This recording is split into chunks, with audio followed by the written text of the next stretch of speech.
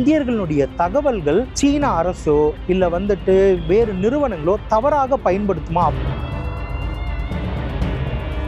சீனா மாதிரியான நம்முடன் இருக்கக்கூடிய நாடுகள் கூட சொந்தமாக ஏஐயில் வளர்ந்துக்கிட்டு வரும்போது நாம ஏஐயில் இந்த மாதிரியாக ஒரு ஒரு ஒரு மென்பொருளை உருவாக்குற அளவுக்கு இருக்கோமா? ஏஐயை பயன்படுத்த தெரியாதவர்கள் அந்த வேலை சந்தையிலிருந்து நீங்க வெளியே வர வேண்டியதா. சார் வணக்கம் சார். வணக்கம். டீப்சீக் ஏஐ வந்து திடீர்னு இவ்வளோ பெரிய அதிர்வை வந்து ஏற்படுத்தியிருக்கு, என்ன காரணம்? ஏன்னா இப்போ சாட் ஜிபிடிக்கு ஓரளவு மக்கள் வந்து பழகிட்டாங்க, சாட் ஜிபிடியை பயன்படுத்த ஆரம்பிச்சிட்டாங்க. ஆனால் சாட் ஜிபிடியில் மிக நல்ல அந்த ப்ரோ லெவலுக்கான உங்களுக்கு யூசேஜ் வேணும்னா நீங்கள் பணம் கட்டினா மட்டும்தான் கிடைக்கும். ஆனால் டீப்சீக் வந்து சாட் ஜிபிடி அளவுக்கான வேலைகளை இலவசமாகவே கொடுக்குது. இரண்டாவது, டீப்சீக் உருவாக்கப்பட்ட விதமும் பார்த்திங்கன்னா சாட் ஜிபிடி செலவு பண்ணந்த விடவும், அந்த கம்பெனி செலவு பண்ணந்த விடவும் மிக குறைவான காசில் இது உருவாக்கி இருக்காங்க அப்படிங்கிறதும் தொழில்நுட்ப வல்லுநர்கள் மத்தியில் ஒரு ஒரு ஆச்சரியம், அதிர்ச்சியை வந்து கிளப்பியிருக்கு. அதனால் சமூகத்தில் பயனாளர்கள், அதை உருவாக்கக்கூடிய தொழில்நுட்ப வல்லுநர்கள் எல்லாருக்குமே இது ஒரு அதிர்ச்சியும் ஆச்சரியத்தையும் கொடுத்துருக்கிறதுனால எல்லாருமே அதை நோக்கி வந்து ஒரு பரபரப்பாக ட்ரெண்டிங்காக அதை பற்றி விவாதிச்சுக்கிட்டு இருக்காங்க. இப்போ வந்து அமெரிக்காவுக்கு இது பிரச்சனை அப்படின்னு சொல்கிறாங்க, இந்தியாவில் இது சாதகம் தானே?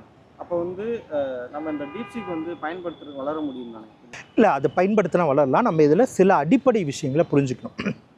ஏஐ அப்படிங்கிறது டேட்டாவை வச்சு தான் நடக்கும். அது அமெரிக்கன் நிறுவனமாக இருந்தாலும் சரி, சீன நிறுவனமாக இருந்தாலும் சரி, இந்திய நிறுவனமாக இருந்தாலும் இவர்களுக்கு நம்ம பயனாளர்கள் கொடுக்கறது வந்து தகவல்.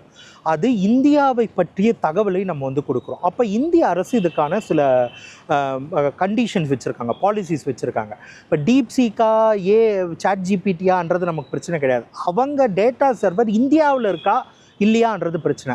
அந்த நிறுவனங்களுக்கு போகிற இந்தியர்களுடைய தகவல்கள் சீன அரசோ இல்லை வந்துட்டு வேறு நிறுவனங்களோ தவறாக பயன்படுத்துமா அப்படிங்கிற கேள்விகள் இருக்குது. இந்த கேள்விகளுக்கு சரியான பதில் கொடுக்கும் பட்சத்தில், இந்தியாவில் அந்த சர்வர்கள் இருக்கும் பட்சத்தில், அது ரொம்ப ரொம்ப மிக விலை குறைவாக இருக்கும் பட்சத்தில் அது இந்தியர்களுக்கு மிகப்பெரிய சாதகம் தான். இந்தியா வந்து என்ன செய்யணும்னு நினைக்கிறீங்க இந்த விஷயத்தில் வந்துட்டு நம்ம வந்து டீப்சீக்கை பயன்படுத்திக்க போகிறோம், சாட் ஜிபிடியை பயன்படுத்திக்க போகிறோம். இந்திய அரசு வந்துட்டு ஏற்கனவே ஃபேஸ்புக் மாதிரியான நிறுவனங்களுக்கு டிக்டாக்கை பேன் பண்ணதுக்கு டேட்டா சர்வர்ஸ் எங்கே வைக்கணும், அந்த நிறுவனங்கள் இந்த தகவலை என்ன பண்ணுறது அப்படிங்கிறத பற்றி இந்திய அரசு வந்துட்டு முடிவு பண்ணுவாங்க, அவங்க பாலிசி போட்டு.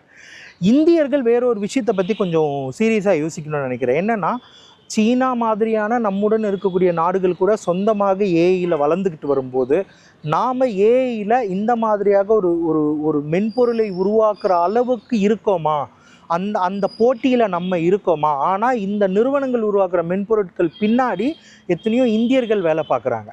அப்படி இருக்கிற பட்சத்தில் நம்ம ஆட்கள் தான் இந்த சாட் ஜிபிடி பின்னாடி, இது டீப்சீக் பின்னாடி வேலை பார்க்குறாங்கன்ற பட்சத்தில் நம்ம இந்தியாவிலேயே இந்த மாதிரி டீப்சீக்கு மாதிரியான சாட் ஜிபிடி மாதிரியான ஒரு நிறுவனத்தை உருவாக்க முடியுமான்னு இந்தியர்கள் வந்து சிந்திக்க ஆரம்பிக்கணும். டீப்சீக் வந்து கணிதம் மற்றும் ப்ராப்ளம் சால்விங்கை ரொம்ப அழகாக, அதாவது ஸ்டெப் பை ஸ்டெப்பாக விளக்குது. எதற்கு விளக்கம் கொடுக்கணுமோ அதற்கு விளக்கி நல்ல ஸ்டெப் பை ஸ்டெப்பாக கொடுக்கறது. எதற்கு வந்து விளக்கம்லாம் தேவையில்லை, நேரடியாக பதில் சொன்னால் போதும் அப்படிங்கிறத ஓரளவு நல்லா பண்ணுது. சாட் ஜிபிடியை விடவும் கணிதம் போன்ற விஷயங்களில் டீப்சீக் மிக திறமையாக இருக்குது. இரண்டாவது, தொழில்நுட்ப ரீதியில் பார்த்திங்கன்னா சாட் ஜிபிடியை ரன் பண்ணுறதுக்கான காஸ்ட்டை விடவும் செலவை விடவும் டீப்சீக் ரொம்ப கம்மியான செலவில் பண்ணியிருக்கிறதா அந்த நிறுவனம் சொல்லுது. அப்போ நமக்கு வந்து பயனாளர்களுக்கு மிக குறைந்த விலையில் இந்த சர்வீஸ் கிடைப்பதற்கான வாய்ப்புகள் இருக்குது. அப்போ விலை அடிப்படையிலையும் நல்ல தரம், அதாவது நல்ல தொழில்நுட்ப அடிப்படையிலையும் வந்துட்டு இப்போதைக்கு டீப்சீக் கொஞ்சம் பெட்டராக இருக்குது சாட் ஜிபிடியை விட. இப்போ இந்த மென்பொருட்கள்லாம் உருவாக ஏஐ உருவாக தொழிலாளர்கள் பாதிக்கப்படுவாங்க, அவங்களுக்கு வேலை வாய்ப்பு குறையும் அப்படியான ஒரு பேச்சுவார்த்தைகள்லாம் வருதுல்ல, அந்த மாதிரியான ஏதாவது இதெல்லாம் நடக்குமா? ஆமாம், இதை வந்து ரொம்ப தெளிவாக புரிஞ்சுங்க. இதை நிறைய முறை சொல்லியிருக்கேன், எளிமையாக சொல்லிடுறேன். ஏஐ சில தொழிலாளர்களை பாதிக்கும். அது வந்து ஒவ்வொரு வாட்டி, இப்போ ஆட்டோக்காரர்கள், இப்போ ரேப்பிடோ டாக்ஸி வரும்போது ஆட்டோக்காரர்கள் பாதிக்கப்படுவது, ஷேர் ஆட்டோ வரும்போது ஆட்டோக்காரர்கள் பாதிக்கிற மாதிரி ஒரு தொழில்நுட்பம் வரும்போது சில துறையில் வேலை நீக்கங்கள் நடக்கும். ஆனால் இந்த துறை நிறைய புதிய வேலைகளை எடுத்துகிட்டு வரும். அப்போ நம்ம புரிஞ்சிக்க வேண்டியது என்னென்னா, வருங்காலத்தில் ஏஐ தொழில்நுட்பமோ நல்ல க்ரியேட்டிவிட்டி கிரிட்டிக்கல் திங்கிங் மாதிரியானதை நம்ம வளர்த்துக்கும் போது அந்த புதிய வேலை வாய்ப்புகளில் நம்ம பயன்படுத்திக்கலாம். இதையெல்லாம் வளர்த்து கொள்ளாதவர்கள், ஏஐயை பயன்படுத்த தெரியாதவர்கள் அந்த வேலை சந்தையிலேருந்து நீங்கள் வெளியே வர வேண்டியதாக இருக்கும். இந்த ஏஐ வந்து உருவானா கூட அந்த ஏஐ என்னென்ன வேலைகள் செய்யுதுங்கிறத நம்ம கற்றுக்கணும். மட்டும்தான் நம்ம வேலையில் வந்து ஏஐயை நம்ம கீழே வேலை பார்க்க வைக்கிற மாதிரியான பண்ணோம். இப்போ நீங்கள் ஒரு எடிட்டிங் பண்ணுறீங்க அப்படின்னா ஏஐயை பயன்படுத்தும் போது உங்களுக்கு சில வேலைகள் கம்மியாகும், பணம் கம்மியாகும், நேரம் கம்மியாகும். அந்த நேரத்தை நீங்கள் வேறு ஒரு விஷயத்துக்கு இன்வெஸ்ட்மெண்ட் பண்ணலாம். அப்போ ஏஐ தெரிந்து கொள்வதன் மூலம் உங்களுக்கு வந்து அந்த வேலையும் உறுதியாகும், ப்ளஸ் உங்களுக்கு இன்னும் கொஞ்சம் நேரமும் கிடைக்கும், இன்னொரு வேலையும் நீங்கள் வந்து கற்றுக்கலாம்.